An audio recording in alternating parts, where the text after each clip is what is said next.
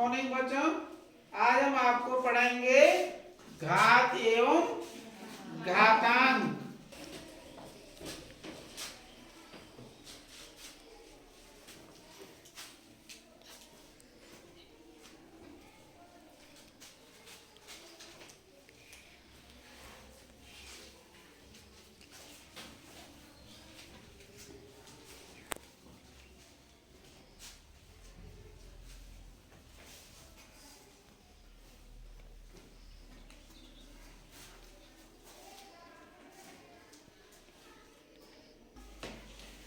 ठीक है भाई, तो आज हम पढ़ेंगे घात एवं घातांक। तो घात का मतलब क्या होता है?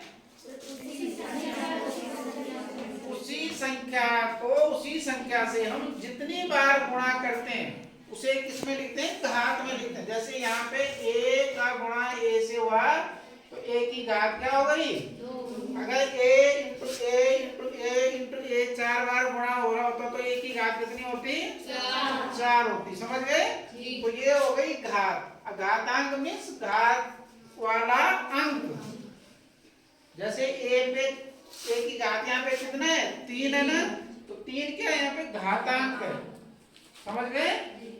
उसी तरह से देख लो, कोई भी परिमेय संख्या है या कोई भी संख्या है, उस पे अगर a की घात 1 लिखा तो उसका मतलब क्या हुआ? a, क्योंकि a घात को लिखने की जरूरत नहीं होती है।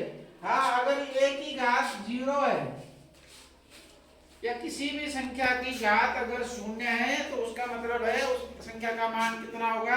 1 होगा। समझ गए? अब आगे चलते हैं कि समान आधार वाली संख्याओं का गुणा करने पर। देखो, समान आधार में जैसे यहाँ a का गुणा a की घात m का गुणा a की घात किससे हो रहा है? n। अगर आधार उनके समान है तो घातें क्या हो जाएंगी? आपस में जुड़ जाएंगी। समझ गए? उसी तरह अगर समान आधार वाली घातों का भाग हो रहा है, a की घात m अपॉन a की घात n, तो वहां पे जो है घातें क्या हो जाएंगी? घट जाएंगी। समान आधार वाली घातों का अगर भाग हो रहा है तो वहां पे घातें क्या हो जाएंगी? घट जाएंगी। तो ये हो जाएगा a की घात m माइनस n। समझ गए? जैसे यहाँ पे उदाहरण में दे रखा है 10 की घात 4 गुणा के 10 की घात 2 बराबर कितना हो गया? 10 की घात 4 धन 2 बराबर 10 की घात 6। और इसी तरह से 10 की घात 4 भागा 10 की घात 2 बराबर क्या हो जाएगा? 10 की घात 4 ऋण 2 बराबर 10 की घात 2। तो यहाँ पे घात जो है क्या हो गई? घट गई। ऊपर क्या हो गया था? गुणा करने पे घातें जुड़ गई थी। ये ध्यान रखना है। समझ गए ना? अब है हमें मानक रूप में लिखना है। इसमें लिखना है मानक रूप में। तो कोई भी संख्या है, जैसे बहुत बड़ी संख्या होती है तो उसको हम लिखने में हमें आसानी करने के लिए उसको क्या किसमें लिखना है? मानक रूप में। जैसे देखो यहाँ पे पृथ्वी से सूरज की दूरी पर कितने मीटर है? इसको इतना ज्यादा बड़ी संख्या हो रही कि नहीं हो रही? अब हम इसको क्या करेंगे? घातों में लिखेंगे तो ये संख्या क्या हो जाएगी? आसान हो जाएगी। ठीक है ना? तो देखो ये संख्या कितनी हो जाएगी? 1.496 इंटू 10⁻⁴ कितनी हो गई? 1 2 3 4 5 6 7 8 9 10 11 10⁻11। देखो अब हमें पढ़ने में आसानी हो गई ना? अब वैसे ही ये देखो, जैसे अब ये तो थी बड़ी संख्या, अब ये देखो शून्य से छोटी संख्या को भी हम आसानी से घातों में लिख सकते हैं। ठीक है ना? तो देखो, लाल रक्त कोशिकाओं का जो औसत व्यास होता है वो 0.000007 मिलीमीटर है। ठीक है? अब इसको भी हम आसानी से घातों में लिख सकते हैं। तो कितना है ये?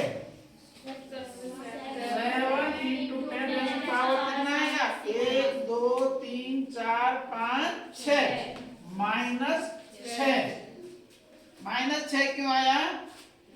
क्योंकि ये क्या है? शून्य से छोटी संख्या है। ठीक है? माइनस में आएगा, है ना? तुम्हें जब संख्या रेखा पे बताया गया था कि शून्य से जो दाईं तरफ है प्लस में आती है और शून्य से बाईं तरफ किसमें आती है? माइनस में। इसी तरह से देखो, जैसे हमने ये संख्या लिखी है, इकाई, दहाई, सैकड़ा, हजार, 10,000, लाख, 10 लाख, 16 लाख 20,000 जो है इसको हमने किसमें लिखना है, मानक रूप में लिखना है। तो कितना आ गया 1.62 × 10⁻6। ठीक है, इसी तरह से ये संख्या है, इसको हमने जो है मानक रूप में लिखा है। तो समझ गए ना। दूसरी बात का ये ध्यान रखना है कि अगर कोई संख्या 10⁻5 है, ठीक है, अब ये अगर बटे में हम लिखेंगे तो ये आ जाएगी 1/10⁻⁵5। समझ गए। अब माने कि कोई संख्या 1/10⁻6, तो ये ऊपर जाके क्या हो जाएगी 10⁻⁻, मीन्स नीचे हर से अगर अंश में या ऊपर कोई संख्या जा रही है तो उसका चिन्ह क्या हो जाएगा, बदल जाएगा। समझ गए। कोई संख्या नीचे से ऊपर जाती है तो उसका चिन्ह क्या हो जाएगा, बदल जाएगा। अगर माइनस है तो प्लस हो जाएगा, और प्लस है तो यहाँ माइनस। इसी तरह से ऊपर से अगर कोई संख्या नीचे आ रही है तो उसका चिन्ह भी क्या हो जाएगा, बदल जाएगा। तो समझ गए सभी बच्चे। ठीक है, ओके, थैंक यू।